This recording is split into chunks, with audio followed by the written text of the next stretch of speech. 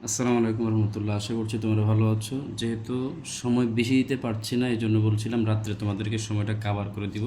তো 2.3, 2.3-এর এই অঙ্কগুলো, এগুলো এমসিকিউর জন্য গুরুত্বপূর্ণ, আবার এগুলা হচ্ছে তোমার গুরুত্বপূর্ণ সৃজনশীলের জন্য।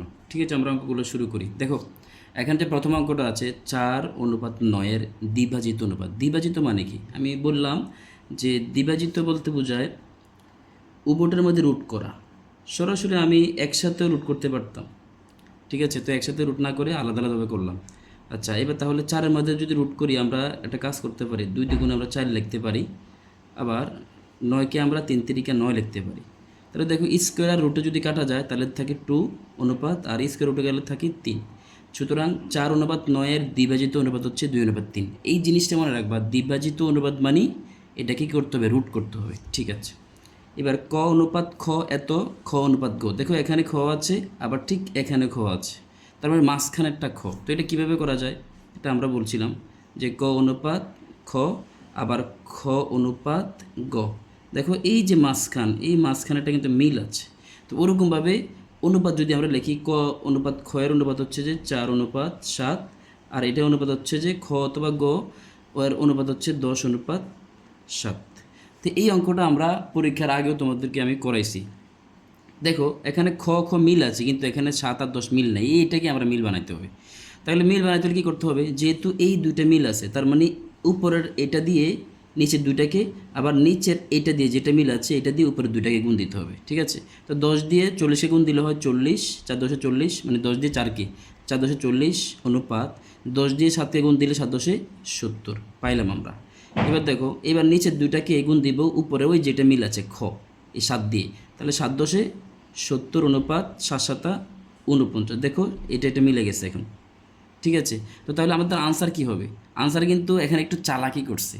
দেখো, এখানে ক খ গ, এখানে কিন্তু তোমরা পরীক্ষা না দেখলে ঝামেলা পড়ে যাবা।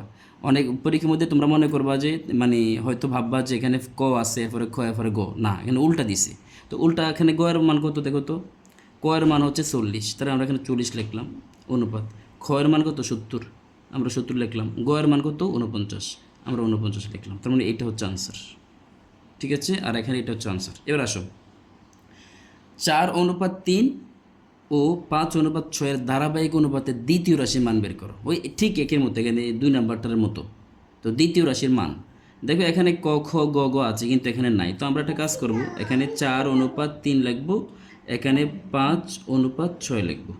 তাহলে দেখো, এই যে দুইটা, এই দুইটাকে আমরা কি করব?